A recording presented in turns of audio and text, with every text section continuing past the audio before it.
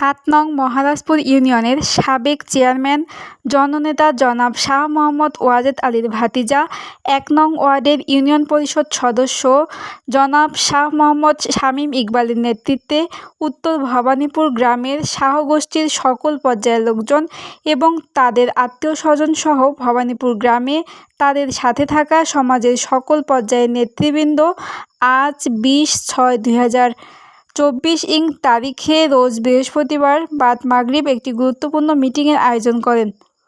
উক্ত মিটিংয়ে প্রধান অতিথি হিসেবে উপস্থিত ছিলেন জননন্দিত জননেতা জনাব মোহাম্মদ খুরশিদ আলম মিয়া, চেয়ারম্যান ৭ নং মহারাজপুর ইউনিয়ন পরিষদের সদর উপজেলা ঝিনাইদহ।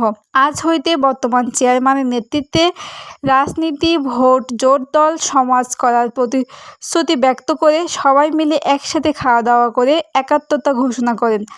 উক্ত মিটিংয়ে সভাপতিত্ব করেন ১ নং ওয়ার্ডের ইউনিয়ন পরিষদ সদস্য হাজী মোহাম্মদ জালাল উদ্দিন। সভার পরিচালনার দায়িত্ব পালন করেন শাহ মোহাম্মদ ওয়াজেদ আলীর ভাতিজা শাহ মোহাম্মদ আলমগীর হোসেন। সভায় আরও বক্তব্য রাখেন ১ নং ওয়ার্ডের আওয়ামী লীগের সভাপতি জনাব মোহাম্মদ রিজাউল ইসলাম হালছানা।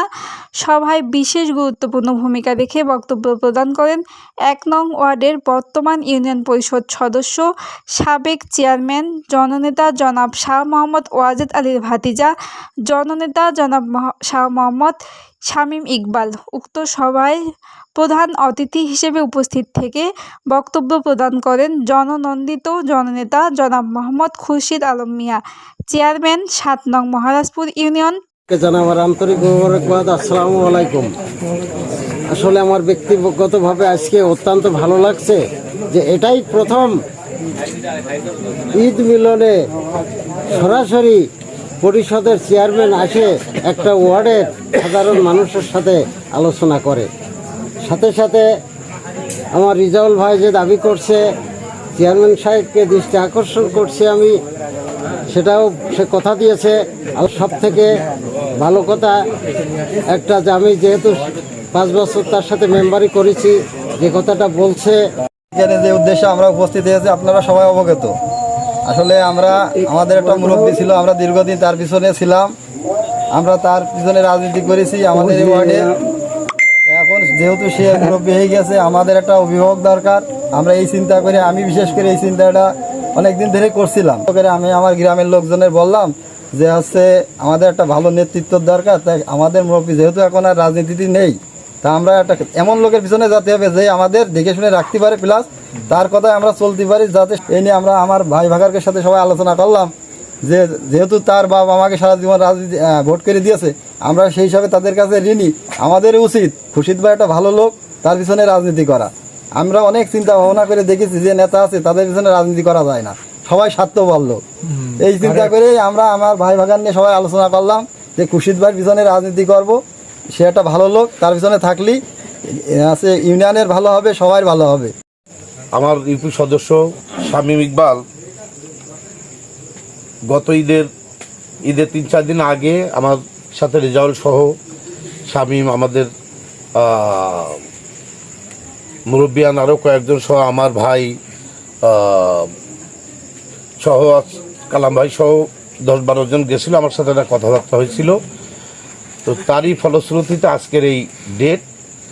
তো এখানে আমার প্রতি তাদের যে দীর্ঘ বিশ্বাস, যে আস্থা, যে ভালোবাসা, এই জন্য আমি আমার ব্যক্তিগত পক্ষ থেকে, আমার পরিবারের পক্ষ থেকে তাদের প্রতি কৃতজ্ঞতা প্রকাশ করছি যে আমার প্রতি আস্থা রেখে তারা আজকে তাদের মনের ভালোবাসার জায়গা থেকে আমার সাথে মিলেমিশে চলার জন্য যে প্রত্যয় তারা ব্যক্ত করেছেন, আমি সানন্দে গ্রহণ করছি। এবং আমি কথা দিচ্ছি যে আমি যতদিন পর্যন্ত বেঁচে থাকবো ততদিন পর্যন্ত আমি যদি এটা ধারণ করতে পারি তাহলে আমি নিজেকে ধন্য মনে করব, এবং আল্লাহ যেন সেই তৌফিক আমাকে দেয়। আর যেখানে দাঁড়িয়ে কথা বলছি, আমাদের দেশ স্বাধীন হওয়ার পরে এই ওয়ার্ড থেকেই 7 বার চেয়ারম্যান হিসেবে নির্বাচিত হয়েছেন আমার শ্রদ্ধেয় চাচা। আমার বাবার অত্যন্ত কাছের মানুষ ছিল, আমি ছোটোবেলা থেকে দেখেছি যে আমার চাচা শাহ মোহাম্মদ ওয়াজেদ আলী যতবার নির্বাচন করেছেন। 2016 সালের পূর্বে আমার বাবা, আমার আব্বার সাথে যে সম্পর্কের মানুষগুলো আমাদের গ্রামে বাজারে ছিল, তারা সকলেই, বিশেষ করে আমাদের নদীর এই পাশের সিংহভাগ মুরব্বিয়ানরা আমরা সেই ছোটোবেলা থেকে দেখেছি যে শাহ মোহাম্মদ ওয়াজেদ আলী নির্বাচন করেছেন দুইবার।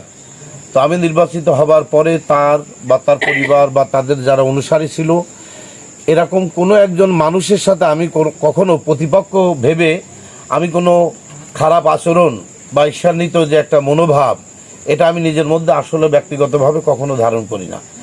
যে আমি দুইবার নির্বাচিত হবার পরেও আমি ব্যক্তিগতভাবে আমি বিশেষ করে আসলে থানায় যাই না। আমি ব্যক্তিগতভাবে কোনো মানুষের নামে হামলা মামলা অথবা আমার প্রতিপক্ষ হিসেবে নির্বাচন করেছেন তার অনুসারী কোনো একজন মানুষ যাওয়ার পরে আমার কাছ থেকে যে কাঙ্ক্ষিত সেবাটা পাওয়া দরকার সেই জায়গায় তাকে প্রতিপক্ষ ভাবা, এটা আমি মনে প্রাণে বিশ্বাস করি।